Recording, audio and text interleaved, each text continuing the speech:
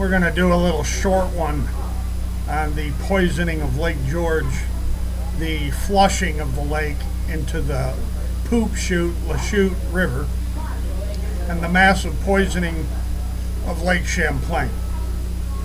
The records of the state of New York on the plan to clean up the algae blooms in Lake George have been demanded under the Freedom of Information laws of the state of New York. And that demand for the records are the historical records on the flushing, the up and down flushing of the Lake George to flush huge amounts of leachate, sewage, contaminated water into Lake Champlain, creating a massive septic tank out of Lake Champlain. Now, the history of this stuff goes back many decades. The records of the state of New York associated with dumping contaminated, polluted sewage and chemical-laden water into the Lachute River and using Lake George to flush it are demanded from the state of New York. Warren County, Town of Queensbury, Department of Environmental Conservation, and particularly the Dam 230 Dam A operators of the Lake George Dam at what is known as Weedville along Alexander Avenue in Ticonderoga, or Weedville. It's up at Weedville. Now, the reason that the governor of the state and the taxpayers of the state are on the hook for many millions upon millions upon millions, even billions of dollars in cleanup and sewage improvement costs are quite simple.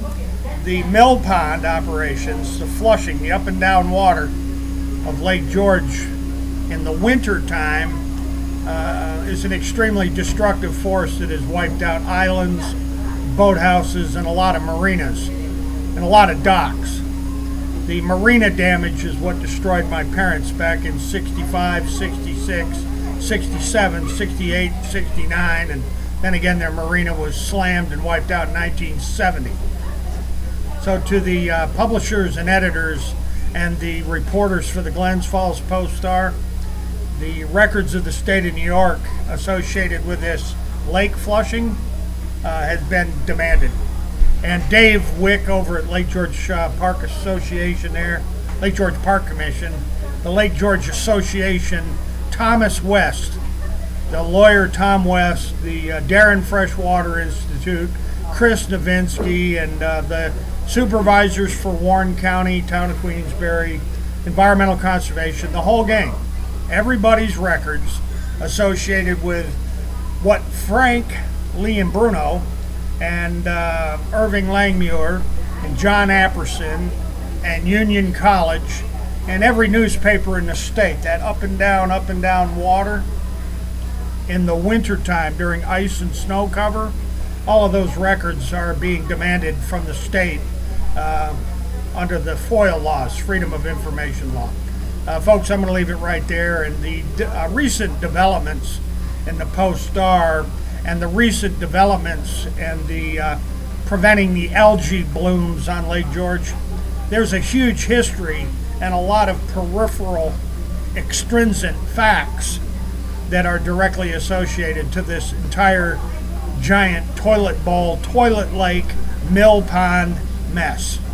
And that's my report today for Ellen Apperson Brown,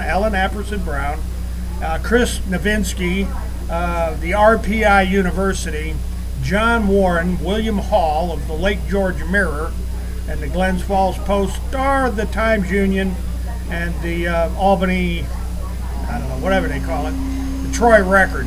I guess it's the Troy newspaper, ABC, CBS, Fox News New York, all of the news media that realize that Lake George, New York, and Lake Champlain are basically septic tanks.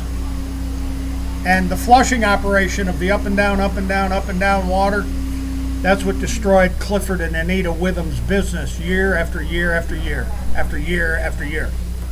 So to my family and friends, particularly my oldest sister Georgia and the supervisors for Warren County, New York, and for the town of Queensbury. It's time for the state of New York, Roger Smith and David Wick, to open up all the records. And Thomas West, you're a lawyer with the New York State Bar Association. Tom West, you're a material witness along with the Lake George Association. Folks, I'm going to leave it right there. As always, God bless. Hasta la vista, and you betcha, we're definitely coming back.